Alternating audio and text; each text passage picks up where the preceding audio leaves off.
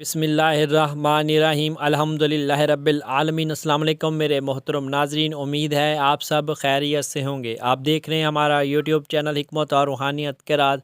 आज की हमारी ये वीडियो का मौजू ऐसे लोगों के लिए है जिनके हाथ या पाँव सुन्न हो जाते हैं, यानी हाथ पाँव सो जाते हैं। दरअसल जहाँ इसकी और वजूहात भी हो सकती हैं, वहाँ एक बहुत बड़ी वजह जिस्मानी कमज़ोरी और खून की कमी भी है। हमारे माशरे में अफलाई और समाजी लिहाज से बहुत ज़्यादा रहनुमाई की ज़रूरत है, लेकिन मुनासिब माहौल और तालीम ना होने की वजह से हमारे अक्सर नौजवान अपनी बदनी और ज़हनी सलाहियतों से हाथ धो बैठते हैं। ऐसे नौजवान जिन्हें बदनी और ज़हनी कमज़ोरी की वजह से हाथ पाँव सुन्न होने का सामना हो, ऐसे लोग अपनी ग़िज़ाओं में, अपनी खुराक में कोल्ड ड्रिंक्स, बेकरी मसनूआत, फ़ास्ट फूड और तली भुनी और तेल मसाला से तैयारशुदा ग़िज़ाओं को निकाल दें।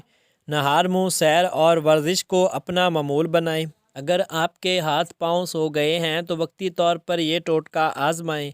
अपने सर को बाएं या दाएं घुमाएं या क्लॉकवाइज या एंटी क्लॉकवाइज घुमाना शुरू कर दें।